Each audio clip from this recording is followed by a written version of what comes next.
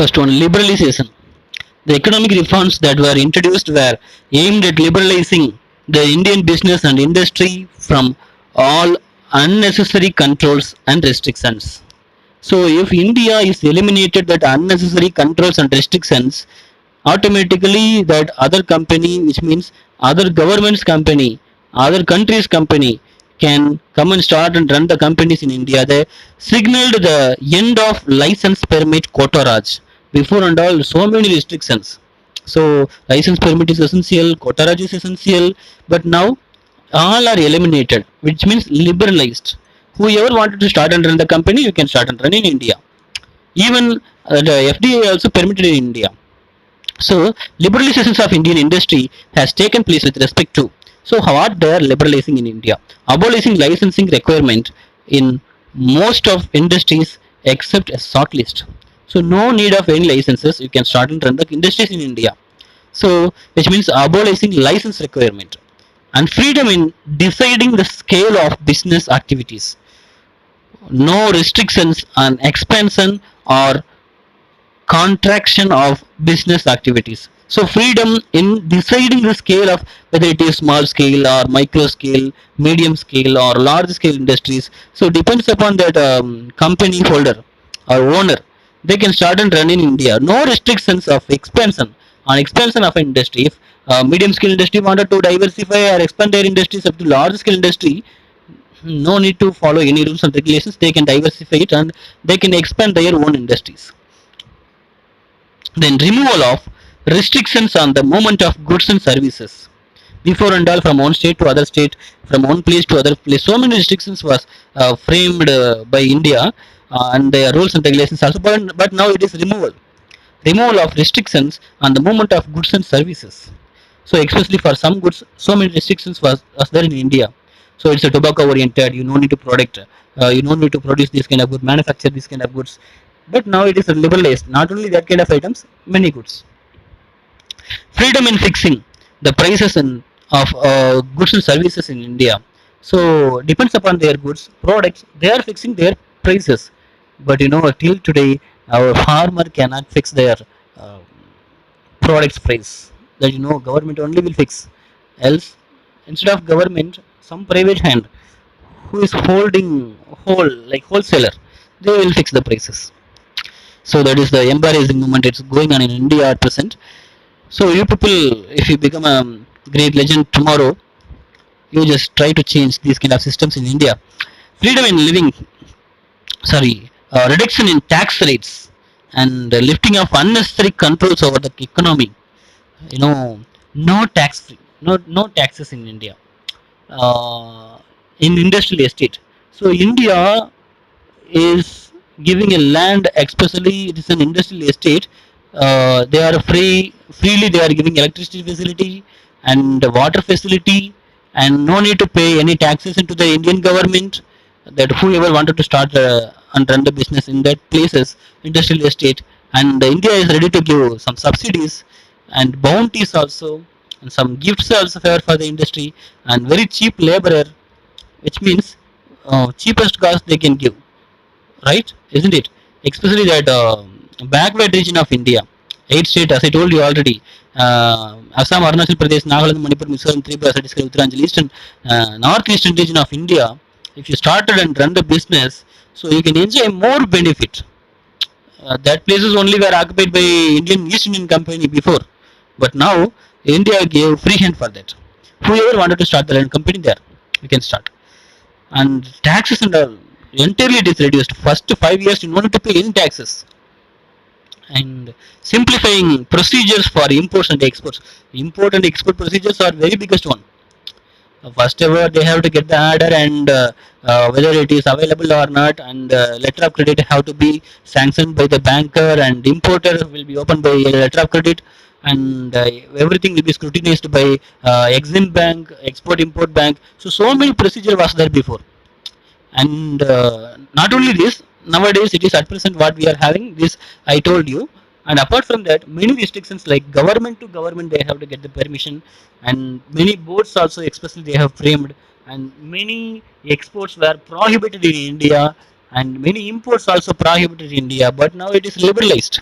simplifying procedures of for import and export. So freely there we are consuming other countries product also, we are exporting some products. So you keep it in your mind which are the countries are having import and export equally, that countries is the richest nation.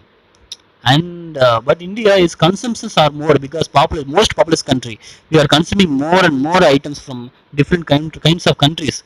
We are using mobile phones from Taiwan and China, and especially East India's countries, East Asians countries. And we are imitating technology like cultures wise, Western cultures we are imitating, and technology wise we are imitating Russian technology, German technology, and Japanese technology. So it is freehand entirely, we are using all over the country's technology, and we are consumptions are more in India, and imports are increased in India, exports are very less in India.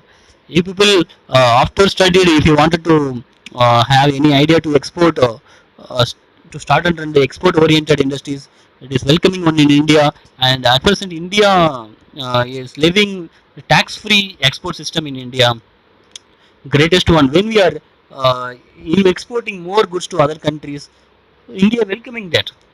Only 2% of Indian is doing this export business in India, but the entire country is importing other countries' product, isn't it? So, making it easier to attract foreign capital and technology in India.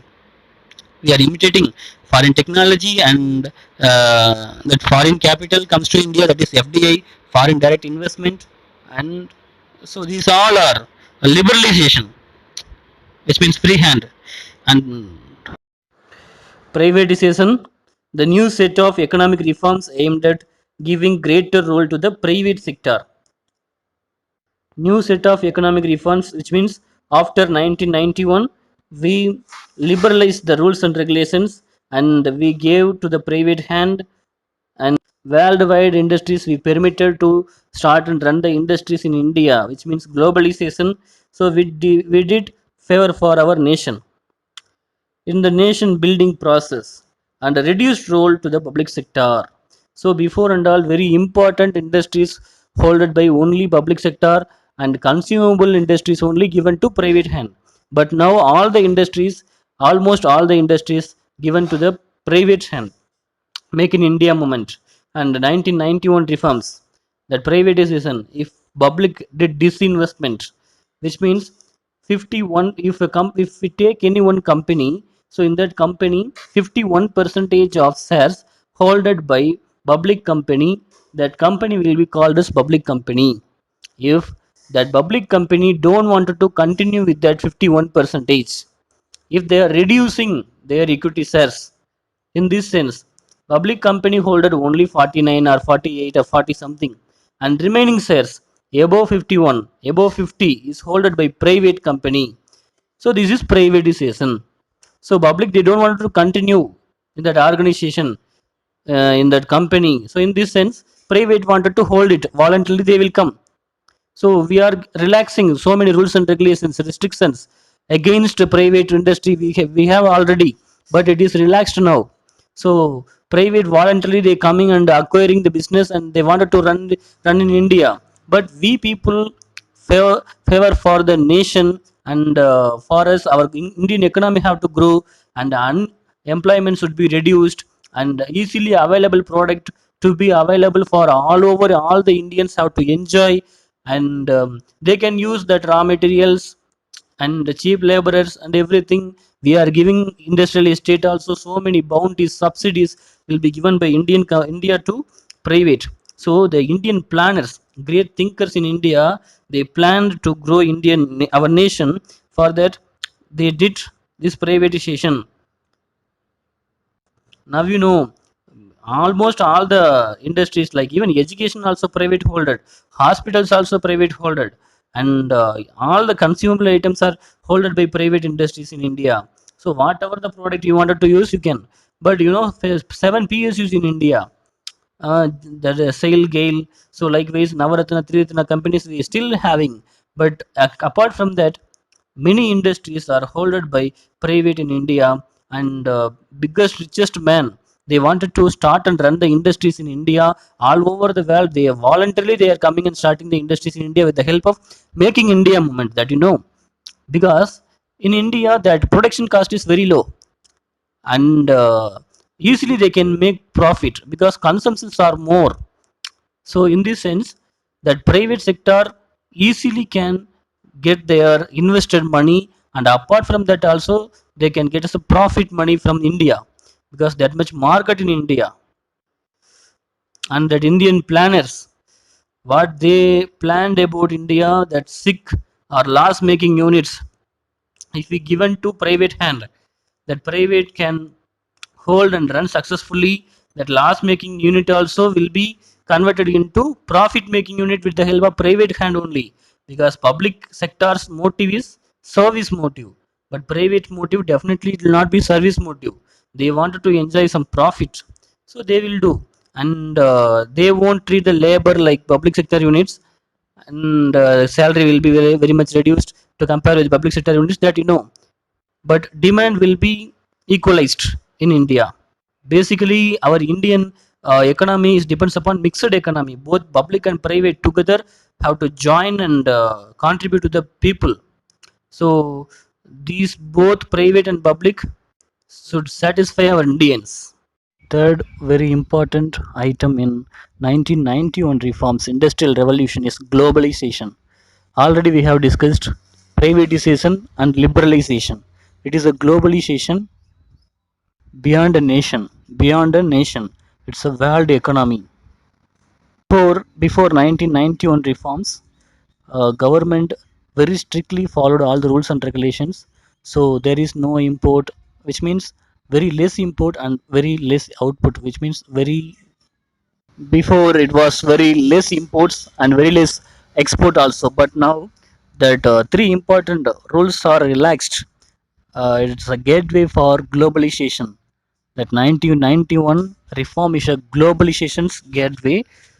What are the three important restrictions? Licensing of imports, that was very strict, but even we are having so much of population in India. India is the most populous nation in the world, that you know, it's second position, but we are exporting very less amount of goods, but we are importing and consuming more amount of goods from various nations across the world.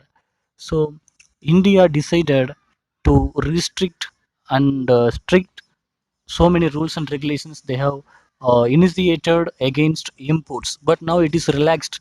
Which are the countries having imports? That countries having a greatest market. India has greatest market in the world economy. Now it's a gateway for that. So this licensing of imports are relaxed, and tariff restrictions. So you know tariff, you don't think tariff is a kind of rate systems, but tariff includes the taxation systems, and apart from that step pricing systems, and everything is included in tariff system. Product slab rate systems and everything is included in tariff. So tariff restrictions, so it is liberalized, which means relaxed these kind of tariff restrictions. So easily other countries company can uh, freely can they can fix the price range for their product. And third one is quantitative restrictions. Before these many quantities only can import to our nation, but nowadays how many quantities we want depends upon the consumption we can import from other nations. So quantity restrictions are also eliminated.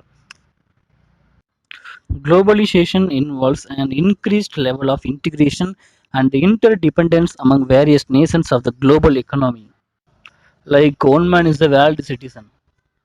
யாதும் ஊரே யாவரும் கேளீர். Like this globalization, wherever we wanted to start the business can start, and whichever the country's product you wanted to consume, you can consume freely. So no restriction on it.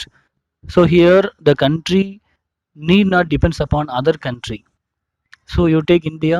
India no need to depends upon other country. At the same time India is welcoming other countries to start their companies in India. India is welcoming foreign direct investment, and India is welcoming their product to market in our country, because consumptions are more in India. And also with the help of that MNC, our labor are going to work in abroad, and not only that our resources are extracting. We should not say that extracting in this word, and we are exporting the resources from India to other nations. You know, export, import, import. So these systems also will be followed with the help of this globalization. So a truly globalized economy, a truly global economy implies a boundaryless world where there is free flow of goods and services across nation. So free flow of goods and services across nation, which means we can do import and export without maintaining, without following some restrictions, and that the rules and regulations are liberalized now. So wherever you want to export, you can export, but some procedures will be there. That procedures we must have to follow. And free flow of goods and services across nation, and flow of capital across nation, that is FDI, foreign direct investments, and make in India. So Modi ji is going all over the world to invest their money in our country and to start and run the industries in India. So this and all will comes into this category. And the free flow of information and technology, IT industries. So India plays tremendous place, that IT wise, other country cannot beat India. Asia wise, India is the topmost one in IT industry. And free flow of information and technology worldwide. We are seeing at present, even each and everyone is using other countries' information. Also, it is in your hand with the help of Google Chrome and other browsers. Easily, you can access it. And free movement of people across boundaries. If by chance, if industries are started with the help of FDI or India's schemes, if other nation they have started some industries in India, our educated, well-equipped laborers will be export from India to other nation to work. So they are giving job opportunities. So unemployment will decrease step by step, and their standard of living will increase. Moreover, we wanted to migrate from our nation to developed country. Many of them migrated already to European continents and Russia, even America also. So this 1991 reforms, industrial revolution was the gate pass for that. We exported many wonderful knowledgeable human brains from India to other nations. That is presently it's going on. And a common acceptable mechanism for the settlement of disputes. So, which means if any problem arise, that the import and export countries, they are having one centrally accessed system like World Court, like Exim Bank. So they are having a governance system. So with the help of that, we can get remedy. If any problems comes, that will be solved commonly acceptable mechanisms. For example, if A country is exporting some product to B country after imported that item from A country, that B country is not giving that right amount to A country. That A country is filing a complaint, which means they are registering a complaint against B country. So in this situation, that centralized organization will give remedy for it. So that should be commonly acceptable, and settlements will be done with the help of them. That or, which means gate, which means generally accepted tariff and taxes. So that was 1930. That time GATE was initiated with the help of US government, and the name was changed. It was World Trade Organization now. Free trade, free flow of trade across the nation, all over the world. So that World Trade Organization will interfere in it, and with the help of them, we can solve all the settlements and disputes, everything. So that is generally acceptable one. And a global governance perspective, it's a centralized one. In Tamil, it's a Ulagalavya Alumai. It is centralized ruled will be centralized. So here, nobody will be considered as a head. So every country will treat it equally. So this WTO also is the greatest organization. This organization and watching all the countries' import and export systems. So everything will be done very truly and very pakka manner, and they are selecting their board of directors and head officials and everything by rotating voting systems. So you will study while you are studying that MCOM and CA studies about it, but you can keep it in your mind like this. So some secretaries will be there. So each and every country will nominate someone, and each and every country's member have one voting system, and they will select the general secretary and secretary assistant secretary and assistant organizations head. So everything will be selected by this voting system. So this will be changed every 5 years. Not only this WTO, NAFTA is there, and for Asian nations we are having ASEAN. So these are the organizations which is very helpful for globalization and free trade practices across the nation. I hope you understood these three topics better: privatization, liberalization, and globalization. Thank you.